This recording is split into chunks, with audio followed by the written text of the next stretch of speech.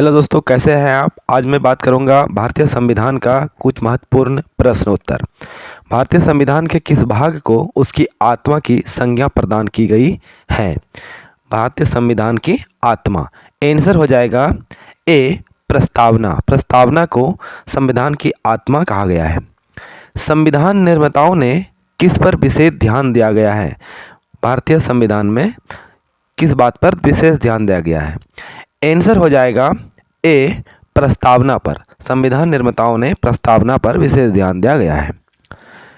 भारत में जनप्रिय संप्रभुता है क्योंकि भारत के संविधान की प्रस्तावना शुरू होती है इन शब्दों से। किन शब्दों से शुरू होता है, आप लोग गेस कीजिए। आंसर हो जाएगा हम भारत के लोग, डी हम भारत के लोग। यहाँ से भारतीय संविधान की प्रस्तावना शुरू होती है। भारत किस प्रकार का एक राष्ट्र है। हमारा देश भारत किस प्रकार का एक राष्ट्र है। धर्मनिरपेक्ष राष्ट्र, हिंदू मुस्लिम राष्ट्र, इनमें से कोई नहीं। आंसर हो जाएगा धर्मनिरपेक्ष राष्ट्र, ए धर्मनिरपेक्ष राष्ट्र।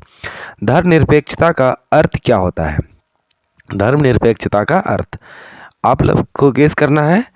धर्मनिरपेक्षता का अर्थ होता है, आंसर हो जाएगा सी राज्य सरकार द्वारा किसी धर्म को स्वीकार नहीं करना। भारत एक धर्मनिरपेक्ष राज्य है।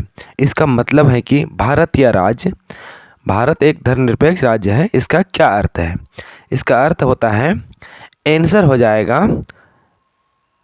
हो जाएगा डी किसी निश्चित धर्म का समर्थन नहीं करना।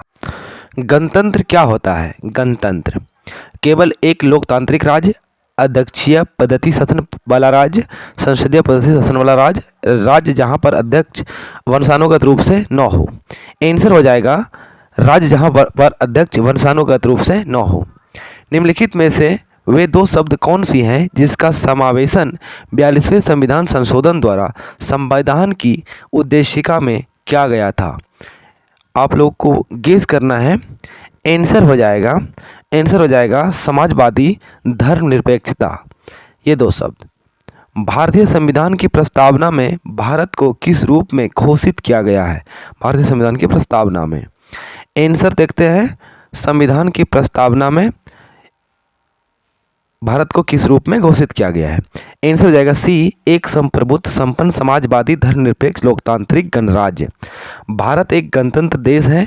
इसका अर्थ क्या है।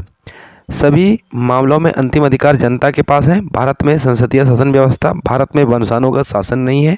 भारत राज्यों का एक संघ है। आंसर हो जाएगा, देखते हैं, आंसर हो जाएगा सी भारत में वंशानुगत शासन नहीं है। अगली क्वेश्चन, निम्नलिखित में से कौन सा शब्द भारत के संविधान की उद्देशिका में नहीं है। समाजवादी, पंथनिरपेक्ष, प्रभुत्व संपन्न, लोक कल्याण। ये इसमें से कौन सा संविधान की उद्देशिका में नहीं है। आंसर हो जाएगा डी लोक कल्याण। लोक कल्याण। कल्याणकारी राज्य का उद्देश्य क्या है। आंसर देखते हैं। कल्याणकारी राज्य अधिकतम संख्या का अधिकतम कल्याण सुनिश्चित करना, कमजोर वर्गों के कल्याण का प्रबंधन करना, सभी नागरिकों को स्वास्थ्य सुविधाएं प्रदान करना। यह उपयुक्त में से कोई नहीं। कल्याणकारी राज्य। आंसर देखते हैं। आंसर हो जाएगा इसका बी कमजोर वर्गों के कल्याण का प्रबंधन करना। भारत को एक गणराज्य मुख्य रूप से माना जाता है। क्यों। राज्य अध्यक्ष का चुनाव होता है।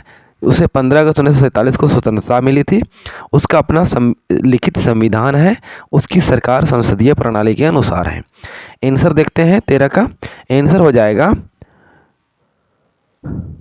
हो जाएगा ए राज्य अध्यक्ष का चुनाव होता है। राज्य का मुखिया का चुनाव होता है। संविधान की प्रस्तावना में प्रयुक्त शब्द सेक्युलर का अर्थ क्या है।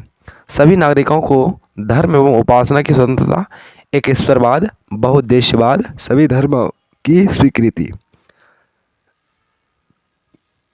आंसर हो जाएगा, आप लोग गेस कीजिए। आंसर हो जाएगा सभी नागरिकों को धर्म की उपासना की स्वतंत्रता। भारतीय संविधान की प्रस्तावना में लिखित हम भारत के लोग से क्या अर्थ निकलता है। हम भारत के लोग से भारतीय गणराज्य की प्रभु सत्ता जनता में निहित है। संविधान का निर्माण भारत की जनता द्वारा हुआ है। संविधान निर्माता भारत की जनता का प्रतिनिधित्व करते हैं। भारत का संविधान भारत की जनता की सहमति पर आधारित है। भारतीय संविधान की प्रस्तावना आंसर हो जाएगा, देखिए आप लोग कौन सा है, बहुत इंपॉर्टेंट क्वेश्चन है। आंसर हो जाएगा बी, संविधान का निर्माण भारत की जनता द्वारा हुआ है। यदि आप हमारा चैनल पर नए तो हमारे चैनल को सब्सक्राइब करें और अपने दोस्तों में शेयर करें। आप सभी के लिए मैं इस तरह का वीडियो बनाता रहूँगा। धन्यवाद।